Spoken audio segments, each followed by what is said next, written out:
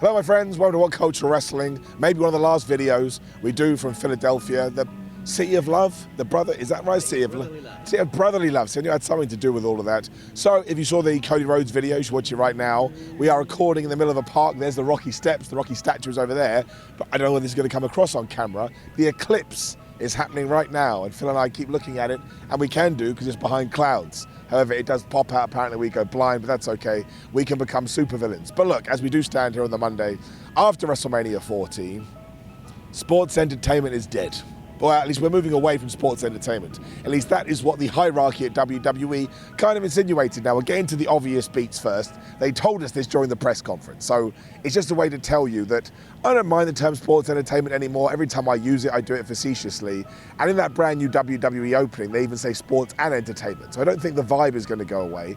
But essentially, in case you don't know, when Vince McMahon was in charge, you weren't allowed to say pro wrestling. Pro wrestling was a dirty word. Go and listen to like any of Austin's podcasts. Steve Austin would always be like, oh man, it's pro wrestling, the real sports entertainment. But Vince McMahon, he don't like, and it's a term that I think it kind of annoyed people. But I like some glasses. Yeah, I have some glasses. Thanks, man. Is that to look at the eclipse? Yeah. Can I just put them on to do my videos? All right. Yeah, cheers. Thank you very much. There we go. Live videos. I can't see anything, but I don't know if I have the same energy when I can't see anything. Let's see what happens. But the point is, no, I can't do it. Actually, it's impossible. I don't like it at all. It's like the end is coming and I'm about to die. Unless these are like laced with drugs. That's the nicest thing anyone has ever done. Just some kid walked up to you and give you glasses. America is so lovely. But I think the idea isn't necessarily to say that a big change is coming when it comes to WWE, but that we can call it pro wrestling again. That's something that Paul Heyman kind of harped on during his Hall of Fame speech. And I do think that's important because as soon as you start telling people, oh, we can't mention the word pro wrestling, it's almost like saying you're ashamed about it. And I get when you're a kid, and I don't think it happens so much anymore. It certainly happened to me until the Attitude Era kicked off. You got bullied a little bit, right, for liking pro wrestling, which was always crazy. But we should be proud of the things that we do enjoy. But my favorite spin on this, and I guess there's a little bit of irony to it as well, is that they said this about an hour after the most sports entertainment main event at WrestleMania I've ever seen in my life. Because of course you have Cody Rhodes and Roman Reigns fighting it out, which was a really good match, by the way. I rewatched it this morning just to get an idea of the actual back and forth. Those two have wonderful chemistry. Then here's Jimmy Uso, he gets taken out by Jey Uso. Here's Solo Sikoa, so John Cena just arrives, and let's not forget that in terms of the storyline, or in kayfabe if you want to use that word, where did he come from? He was just hanging out, oh my gosh, I got to kick Solo Sikoa's ass. Out comes The Rock, we have that awesome generational moment between The Rock and John Cena. Then The Undertaker is here, and look, going back to old Stone Cold, I would imagine that this was meant to be his spot, but he turned it down for whatever reason. But I do like the justification of, well, who has always been the last boss at WrestleMania? It's The Undertaker. So I think that's not a good tidbit too. But also, the Seth Rollins thing. Now, I didn't necessarily notice this at the time because you're trying to take in so much. But people have kind of extrapolated now, and I do think this is the direction we're going to go in. Seth came out in his Shield's gear because that is the one thing that Roman Reigns has never been able to get over. If you go back to the Royal Rumble when they had their match, when Roman was going to hit Seth with the chair, he said to him, you made me like this, I'll never forgive you. You took a piece of me that night. So even though he had Cody Rhodes in the ring and he had Seth Rollins in the ring, he was like, man, I'm going to hit Seth Rollins because when I see that, to use a very 2024 word, I'm triggered, and that eventually costs him the championship and Cody Rhodes becomes a champion. Now, I actually think you can call this both sports entertainment and pro wrestling, because that's just a good angle, right? That's just a great way to get heat, and that's just a great way to tell you you should be invested in the show, and you should enjoy and remember every single story beat, because at any time we could go back to it, whereas the sports entertainment stuff is the entrances, it's the pomp and circumstance, The Rock coming out with his belt going, bye, bye, I'm going to kick your ass. But I don't understand why, we always have to revert back to that, especially because, again, as they keep telling us, this is a brand new era. That's what we should call it, I've just decided. People keep calling it the Paul Levesque era. Let's call it the pro wrestling era, right? As stupid as that sounds. And for people that don't watch pro wrestling, they'll be like, I don't understand. This is really confusing. But I think that's what we're going back to. And I mean, there's so much I like about this stupid business, this stupid industry.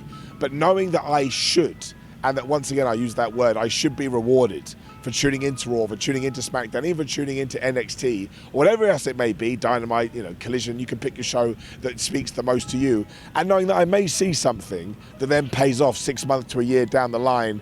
That's the beauty, right? That's the secret sauce of pro wrestling. And maybe this Seth Rollins thing doesn't go anywhere, and it's something we do need to revisit. But WWE has, well, they've got my faith again, and they've got my trust. And I don't think that anything that we're seeing right now isn't going to have a payoff, of course, except for all the stuff with John Cena, The Rock, and The Undertaker. Although that's another good thing they've done recently. I have to point out, I can't talk at the moment. I bit my tongue last night. Just realised I bruised it massively. It's massive in my mouth, which is a weird thing to say. But in case I sound like Cody with a little bit of a lisp. But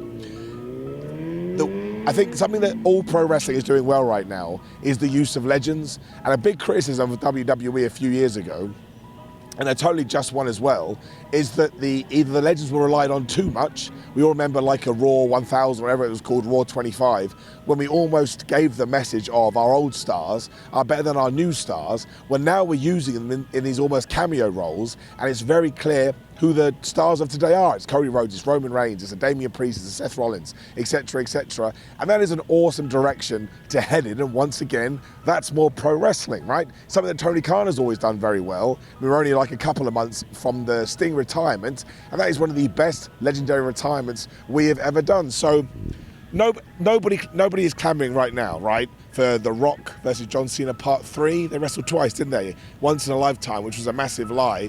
They want to see The Rock versus Cody Rhodes. Now, I'm sure you can go, wait a minute, Simon, that is relying on the legends of yesteryear, yes, but it's a way to make Cody Rhodes a bigger star, right? It's not to feed The Rock's ego, it's not to feed John Cena's ego. The Undertaker has made it very clear he's never going to wrestle again. So if you can use them in small moments in order to elevate everybody else, then once again it ties into what pro wrestling, I don't want to say used to be, but maybe WWE had moved a little bit away from that, and now they're getting back into it, and it's clearly something that Paul Levesque is into. Can I call him Paul Levesque? I'm calling him Triple H. I felt well uncomfortable to the point I caught myself saying it. But if he starts to marry that up as well with, and this could be a WrestleMania thing, so I don't think we need to go too far away with this. We need to see what's going to happen on Raw and SmackDown and moving forward. But even though we've gone back to these kind of old ways, the in-ring style, the in-ring product, to me, again, over the last 2 days, or over the WrestleMania 40 weekend, felt very much what you would see on a wider wrestling world right now. Now, of course, WWE has their style, they have their playbook, the main event, especially on night one, I didn't mind it at all, but if you wanted to call it super slow, I totally understand it. They like the gravitas of things, but we also had matches. We had Sami Zayn, for goodness sake, doing El Generico spots. And what I really liked about that when he gave Gunther the brainbuster on the turnbuckle is, I believe a portion of that crowd is so dialed in, even though we haven't seen El Generico in years, so of course he went down to Mexico to help the orphanage, they didn't think that he was going to do anything but that move because they remembered what he'd done in Ring of Honor, the independent scene, and wherever else he made his name. So that's what we should do, right? You pay homage to the past, you respect the past, but you make sure you, I don't say drag, that's a bit much, but you move the product into the future so you can cater to every single audience that you do have under your banner. And that's probably why WWE is so successful right now. If you want to go back to the old cliche, that there's something for everyone, I truly, truly believe there is. And there's been some crazy people going, oh no, Cody's won the belt and WrestleMania 40 is over. How is WWE going to keep the momentum going? Momentum breeds momentum. And right now, WWE is arguably, and we can get into this on another video, hotter than they have been since the Attitude Era, and maybe even hotter in the sense that Raw, that we will be going to later, that you've probably already seen by the time this video goes live, has around about 19,000 people in it. And there was a time, especially, no one was doing consistent Raws of 90,000 back in the Attitude Era. They weren't going to stadiums for all their pay-per-views, which is essentially what they are doing in 2024, but this is great. I hope they continue to absolutely smash it. I hope it's the same for AEW, Ring of Honor, New Japan. It's a super exciting time to be a pro wrestling fan. That's because sports entertainment is dead, even though it's never actually gonna die. Make sure you get those comments now. Let me know, what do you prefer? Maybe you're devastated that sports entertainment is going away, but otherwise, like the video, share the video, and subscribe. There will be a video on the screen, probably me talking about my WrestleMania travels, or Cody Rhodes, or ups and downs, or Raw, or who knows. The only way to find out is by clicking on it. But thank you for supporting us as always. As you can probably tell, I've got like maybe one more video in me, then I'll have no voice. It's just the way. Take care, my friends. See you soon.